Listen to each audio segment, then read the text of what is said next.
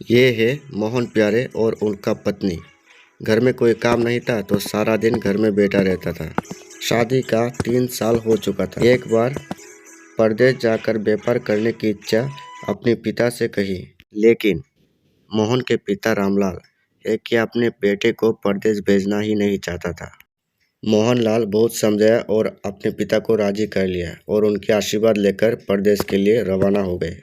मोहन प्यारे अपने गर्भवती बीवी को बोलकर जा रही है कि मैं जल्दी ही बहुत सारा धन लेके परदेश से लौटूंगा, तुम अपना ख्याल रखना।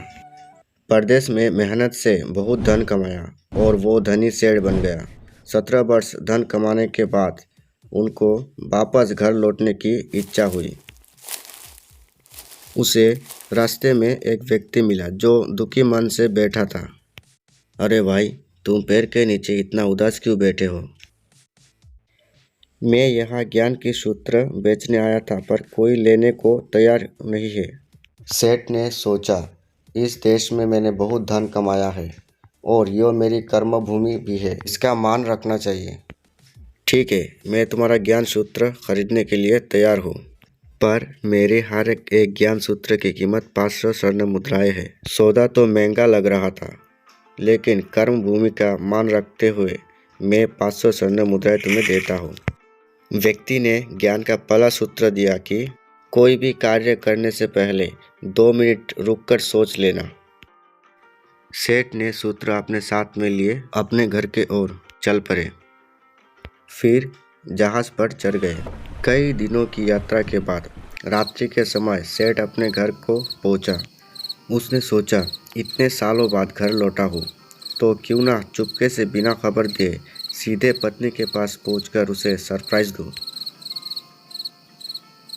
अपने पत्नी के कक्ष में गया तो यहाँ का नज़ारा देखकर उसके पाँवों के नीचे की जमीन खिसक गई। पलंग पर उसकी पत्नी के साथ एक युवक भी सोया हुआ था। अत्यंत क्रोध में सोचने लगा कि मैं परदेश में भी इसकी चिंता करता रहा और यह अन्य पुरुष के साथ, आज मैं इन दोनों को जिंदा नहीं छोड़ूंगा। क्रोध में टेबल पे पड़ा एक चाकू उठा लिया। चाकू से वार करने ही जा रहा था कि इतने में ही उसे 500 स्वर्ण मुद्राओं से प्राप्त ज्ञान सूत्रों का याद आ गई कि कोई भी कार्य करने से पहले 2 मिनट सोच लेना।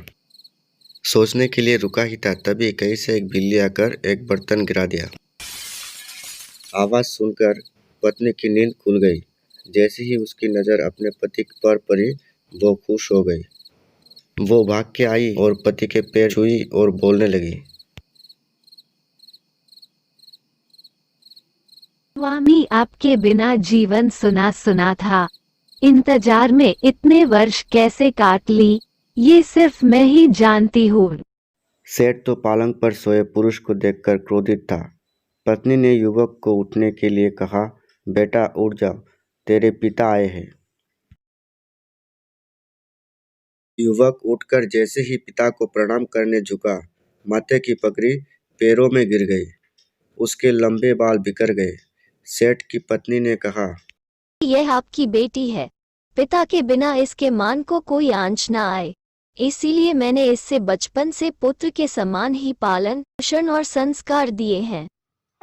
यह सुनकर सेठ की आंखों से अश्रुधारा बह निकली। पत्नी और बेटी को गले लगा लिया। वो मन ही मन सोच रहा था, ज्ञान का यह सूत्र उस दिन तो मुझे बहुत महंगा लग रहा था, लेकिन ऐसे सूत्र के लिए तो 500 स्वर्ण मुद्राएं भी बहुत कम है।